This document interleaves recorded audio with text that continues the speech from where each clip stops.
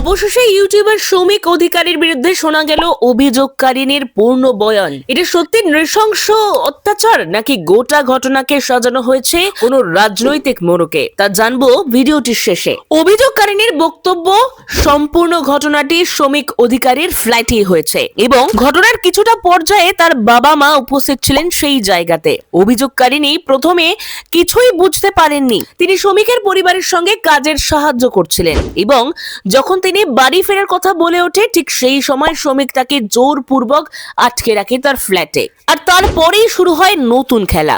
অভিযোগকারিনীর অভিযোগ, শ্রমিক তাকে মারধর থেকে শুরু করে যৌন হেনস্থার সবকিছুই করে। তিনি বারবার শ্রমিককে অনুরোধ করেছিলেন তার সঙ্গে যেন এরকম আচরণ না করা হয়, কিন্তু শ্রমিক কোনো কথাতেই পাত্তা দেননি। তিনি অভিযোগকারিনীকে বারংবার গায়ে হাত দেন, এমনকি খুব বাজেভাবে আঘাতপ্রাপ্ত হন অভিযোগকারিনী। তবে অভিযোগকারিনীর মন্তব্য প্রকাশ্যে আসতেই নেটিজেনদের সমালোচনার ঝড় কিন্তু ওঠে সোশ্যাল মিডিয়া জুড়ে।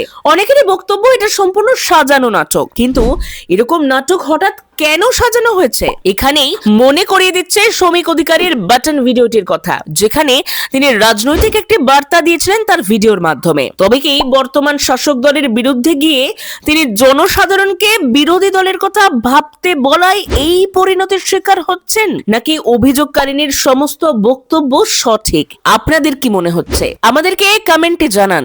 লোকাল টুডে নিউজ সব সময় সত্যের সঙ্গে থাকবে, তাই শ্রমিক অধিকারীর বিরুদ্ধে সত্যি কি অভিযোগকারিনীর সম্পূর্ণ বয়ান সত্য, নাকি সম্পূর্ণ রাজনৈতিক মোড়কে সাজানো হয়েছে, সেই ঘটনার সত্যতা জানবো আমরা। সঙ্গে থাকবেন লোকাল টুডে নিউজের।